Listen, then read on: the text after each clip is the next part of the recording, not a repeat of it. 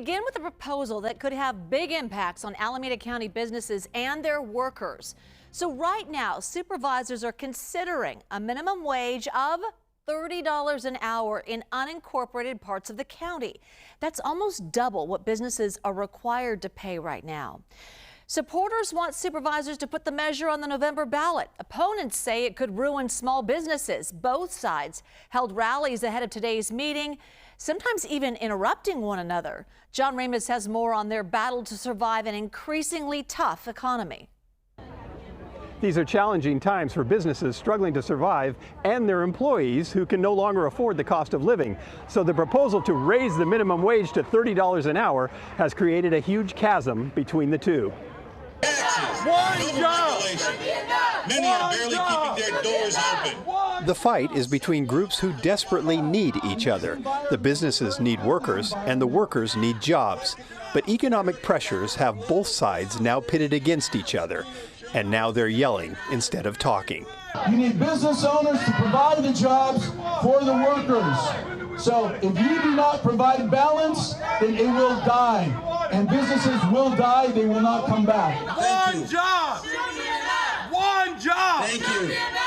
Both sides came to the Alameda County Board of Supervisors. The activists, who have already collected the required signatures, want the county to expedite the $30 minimum wage onto the ballot this year. The business owners are asking the board to first study what the effects of that might be.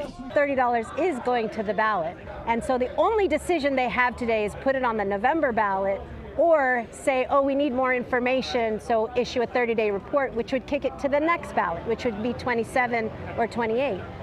Dezo Lacey supports it because, like so many others, he's been priced out of his hometown.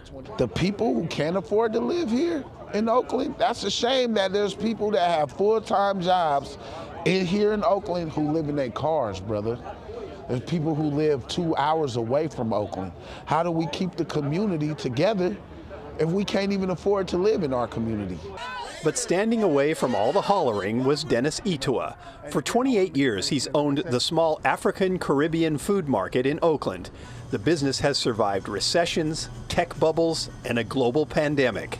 You know, it's always, as a business owner, we always have to kind of like adjust, adjust to see how we can continue to maintain the business. But most of his inventory comes from other countries, so he's already been hit hard by inflation from tariffs. Now, some are demanding that he doubles how much he pays his employees. My question is, how did they get to that point? What is it that made them go from $17 to $30? The impact is going to be, you're going to see a lot of businesses closing down because no business will be able to afford to,